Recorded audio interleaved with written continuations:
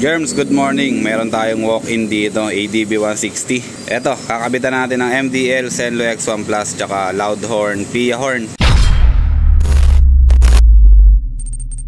Nabaklasan natin yung kuha niya, ito. Tapos nalinis na rin natin yung area na to, natanggalan natin yung mga alikabok. Ayun o. Kung mapapansin nyo, maganda na ulit yung kulay niya, nawala na yung dumi-dumi niya kanina. So ngayon, ang ginagawa natin dito, kinakabitan na natin ng mga switch, yung mga plug and play natin na mga switch kagaya nito, selector, tapos yung dito, yung ating passing switch na plug and play na rin. Ito yung tsura niya. Tapos yung kanyang harness, naka-ready na rin. Ito yung harness niya, isasalpak na lang natin to. Ayan yung itsura ng harness natin para sa ADB 160 tsaka ADB 150, PCX 160 tsaka PCX 150. Ayan, pare-parehas lang yung harness natin dyan. Tapos yung kanyang ilaw, andito na rin, naka-ready na rin to. Asan yung ballaster nito? Nasa loob na? Ha? Yung ballaster niya. Yung ballaster nito, na wiring na rin natin.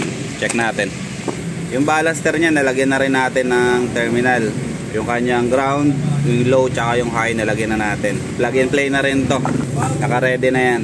Tapos yung PIA horn natin, okay na rin to. Na-setup na natin yung kanyang terminal. Ayan, naka-setup na yung bracket niya, tapos yung terminal. Sakto na siya dun sa paglalagyan natin sa ilalim. Kasama niya yung stock horn, tapos itong PIA horn. Magkakasama sila. Bracket natin, nandito na rin. Tapos yung mga bolts natin, tsaka washer, okay na. Tapos mga switch natin, ito, tri-switch, okay na rin, plug and play na rin yan. Bali, isasalpak na lang natin lahat talaga, wala na tayong gagawing wiring dito. Update ko kayo mamaya kapag okay na siya. Tapos, tingnan na lang natin yung setup natin dito para may idea kayo kung ano yung ginagawa natin dito sa JR Motorworks. Kung paano yung way ng wiring namin sa mga motor na ginagawa natin dito. Balik tayo mamaya, i-setup lang namin to. Tapos yung busina, tapos ano pa? Ay, yung mga fuse box pala natin. Meron na ba to? Yung fuse box nga pala natin, tsaka fuse top, andito na. Ito yung ilalagay natin dun sa battery. Ilalagay natin yan mamaya, tapos ready to go na tayo. Pwede na tayo mag-testing. Saglit lang to. Within 1.5 hour matatapos na tayo dito. Okay? So, update tayo mamaya. Balik tayo dito sa project natin, ADB 160. Germs, update tayo dito sa project natin, ADB 160. Ito na yung itsura niya ngayon. Naikabit na natin yung harness. Ayan, kung mapapansin nyo. Naikabit na natin yung mga switch. Naikabit na rin natin. Na-connect na natin yung mga connector niya. Yung ballaster natin dito, naikonnect na rin natin. Ito yung ballaster sa ilalim, tapos naka-tidy na yan dito. Yung ilaw naman, ito, naikabit na natin dito sa ilalim yung isa. Isa lang muna kinabit ko para may pakita ko sa inyo yung mounting niya. Tapos yung bracket. Ayan yung Zenlo X1 Plus natin. 60 watts. Tapos ito yung kanyang bracket para mas maliwanag sa inyo. Explain ko lang sa inyo kung bakit tayo nag-additional sa bracket ng Zenlo X1. Ganito kasi yan. Ito yung existing bracket niya. Ito. Ang mounting nito sa taas tsaka sa baba lang. Parang ganito. Parang ganito lang yung magiging itsura niya sa taas. Tapos sa baba ganito. Sorry, hindi nakafocus eh. Ayan, focus natin. Ayan yung magiging itsura niya. Sa baba, tsaka sa taas lang. Ayan ang gusto natin gawin dito sa bracket natin. Ilalagay natin sa likod. Kaya lang, pag nilagay natin ng ganyan, hindi na nagpapangabot yung butas.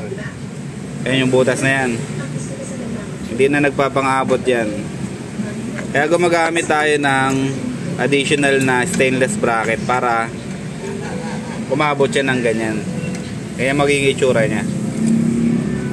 At the same time, mahihigpitan natin yung bolt dito ng maayos. Yung bolt dito tsaka yung nut dito, mahihigpitan natin ng maayos. Tapos sa mounting dito sa motor, ito yung magiging itsura niya. Tingnan natin. Ayan yung pinaka mounting ng Zenlo X1 Plus natin. Nasa likod yung bracket, tapos yung bolts and nuts niya, tapos yung additional bracket dito na nakakapit dito sa plastic niya. Ayan, yung bolts and nuts natin, ayan din yung itsura. Saktuhan lang yung mga bolts and nuts natin, wala masyadong sobra. Ayan o, saktong-sakto lang yan. Tapos yung Zenlo X1 Plus natin, kung makikita nyo, ayan, saktong-sakto din yung pwesto nyan. Itong mounting na to, tamang-tama to dito sa motor na to kasi hindi na siya tatama dito sa fender. Ayan, yan yung inaalala natin. Tapos, yung existing bracket niya, yung pinapakita ko sa inyo kanina na kulay itim, kapag yun ang ginamit natin dito, sigurado tatama siya dito sa fender natin. Kasi sira yung pintura, magagasgasan to. Kasi may mga pumunta na rin dito na ganun yung style ng mounting nila. Pag check natin dito sa fender nila, wala. Ano talaga, sugat-sugat talaga. Sayang. Sayang yung pintura, sayang yung fender, sayang yung motor. So kaya ganyan yung ginagawa natin. May additional lang to. May additional payment lang yung bracket natin. Kasi syempre, mahal din yung stainless na ganito. Tapos yung mga bolt nya, medyo may kamahalan din. Balik tayo dito sa harness natin. So pinapakita natin dito, in and out, ganito yung itsura ng wiring natin para transparent tayo sa mga customer natin. So ganito yung expect nyo na magiging wiring ng motor ninyo kung magpapawiring kayo dito sa JR Motorworks. Dito sa setup na to, PIA horn ang nakalagay. Ito, tingnan natin. Ito naman yung setup ng PIA horn natin. Kung mapapansin nyo dito sa likod ng mga busina natin, ayan yung mga terminal natin. Terminal ng stock horn natin, tapos terminal ng loud horn natin. Ayun yung itsura niya, tapos ganyan yung setup natin dito sa loob. Ito mamaya yung mga wire natin is tidy pa natin yan para sama-sama na sila dyan. Tapos dito sa harapan, ganyan ang itsura nila. Tatlo sila dyan magkakasama. Yung stock horn natin, tapos yung dalawang loud horn natin, PIA horn. Ayan yung magiging itsura niya. Ngayon, kung ang setup naman natin ay Bosch Europa, ang mangyayari, ganito pa rin. Ito yung stock niya, tapos nandito yung Europa na isa. Itong pwesto na to. Ganyan yung magiging itsura niya. Tapos yung isang busina natin na Europa, dito natin siya ilalagay. Itong area na to. Tapos meron na rin naman tayong binibigay na bolt tsaka spacer para dun sa Bosch Europa natin. Pag yun ang ino-order ninyo sa online or kung magpapakabit kayo dito, meron siyang kasamang washer tsaka bagong bolt. Okay, so ayan yung setup natin. Dito naman papakita ko sa inyo yung sa battery, kung ano yung nilalagay natin dito. Ito, explain ko lang ulit sa inyo.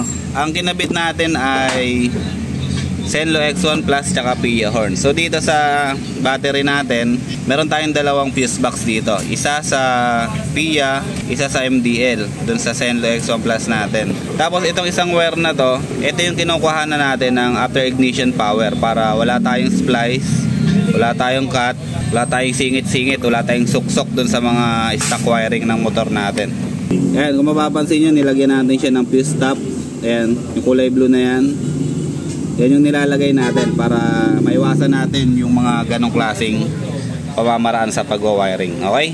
So, set up na natin to. Tapusin na natin to para masarado na natin yung motor. Update na lang ulit tayo mamaya para sa testing natin ng ating busina tsaka Zenlo X1 Plus. Okay germs, testing na tayo dito sa project natin ADB 160. Testingin na natin yung busina tsaka ilaw. Sige, buksan mo na yung motor. Okay, patayin mo muna yung MDL, tapos sundin mo lang yung yung instruction ko. Okay, passing muna tayo. Passing light. Passing light natin, ayan, gumagana siya. Ang nakasetup sa kanya yung dilaw tsaka puti na magkapatong. So bali yun yung high natin. Sige, low mo. Ayan, ang low ng Zenlo ay kulay puti. Yan yung regular niya.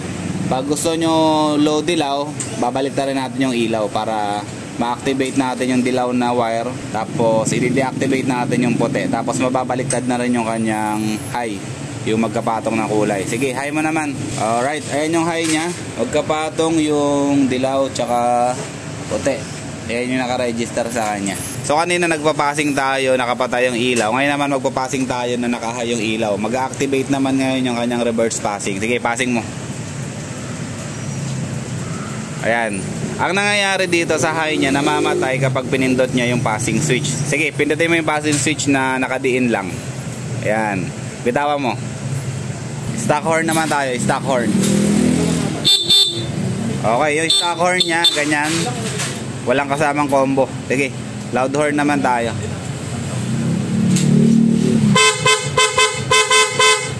Loud horn natin, kasama yung ilaw. Naka-combo lights na siya. Pag ayaw nyo ng pag ayaw nyo ng combo, balik lang tayo sa stock. Sige, stock horn ulit. Okay na. Okay. So, ayan yung setup natin dito. Zenlo X1 Plus, tapos PIA horn with reverse passing. Okay. Maraming salamat. Pag gusto nyo magpa-install nito, PM lang kayo sa JR Motorworks. Tapos, follow nyo yung page namin, like nyo na rin yung mga video namin. Maraming salamat. Tapos na tayo dito sa project natin, ADB 160. So, saglit lang natin tinira.